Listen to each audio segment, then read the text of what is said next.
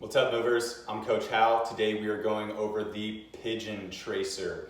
This is going to be similar to our tracer, however we are getting the loading leg a lot deeper to the backside, opening up, really getting ready to land and absorb and load the hip with that external rotation. We will see more of this as we get deeper into our program and dive more into this theory. But when we land and receive the ground, our hip is coming back, and as our hip comes back, it has to open. So when we come back, we are opening, and this opening, you will see the knee slightly open. So in order to get more engagement with this open and back, we are going to take the leg that we were just doing tracers with, and we are going to help open that leg. So instead of staying in our linear line and doing a side rock with a trace, we are going to get the pigeon position going, and then we can really load back. See how I'm open and back, and now tracing forward once again. So this is a very similar move to the tracer, but it's gonna ask for more space, more loading in the hip. So if you've been doing good with rockers, you've been staying true to those, really mastering that skill of activating and engaging the backside, creating more space in the backside, and you're ready to elevate your game, feel like tracers are doing really, being a really powerful movement for you, let's incorporate pigeon tracers. This is just gonna step your game up a little bit more, really open up the backside, and get you ready to load. So I'm gonna go ahead and take a backside position so you can see what's going on with my trail leg and with the pigeon tracer. But once again, if you need an elevated surface, by all means, utilize a wall, a couch, a bench, whatever it is that you have, go ahead and get that in front of you. If you need a yoga mat, knee pads, whatever it is, let's get these tools in our vicinity so we can get moving.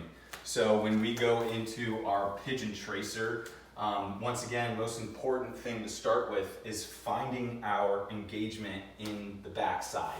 I'm gonna go ahead and do a left pigeon tracer. So my very first move is getting myself set up. So I'm gonna go ahead and plant my knees to the ground. I'm gonna lateral shift left, take my feet and take them from 6 o'clock and bring them over to 5 o'clock. If I was doing my right hip, I would do a right lateral shift, feet from 6 and go to 7 o'clock. But for purposes of the left hip, left lateral shift, 6 o'clock to 5 o'clock. And I'm going to make sure I'm pressing outside shin into the floor. Hip is going high and away. I'm trying my absolute best here to find engagement in my backside before I go anywhere else with this. If you are not finding engagement here, let's reset. Maybe we need an elevated surface. So if you tried pigeon on the floor and you're not finding engagement as much as you would like, let's bring it up a little bit higher. Once again, we're going to lateral shift left, feet go from 6 to 5, really driving into the floor, top of the shin bone, driving to the floor, pulling outward. I have all full engagement in my back left side. Now I can lift my trail leg. Once this trail leg is lifted, we want to make sure we still have engagement in the backside. You should be able to rest and lift up without moving forward, jutting backwards, making any weird micro movement in order to assist lifting this back leg. We know for sure that we're loaded right here when this back leg lifts effortlessly.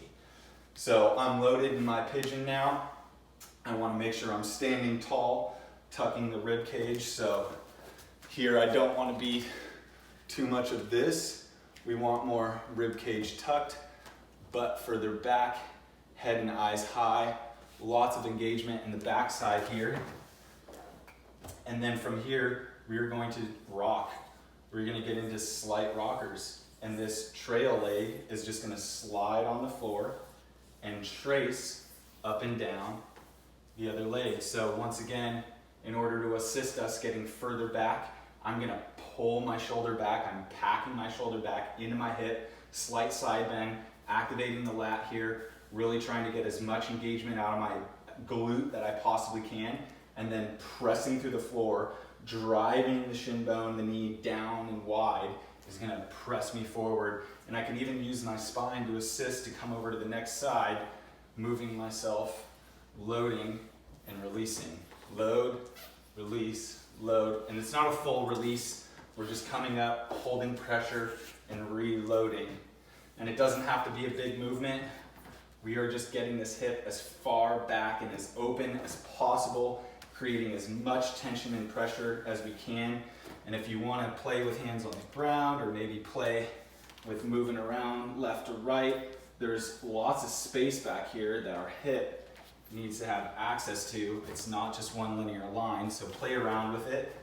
Do what you can, do what feels best. And as always, make sure engagement is in the backside, nothing pinching up front.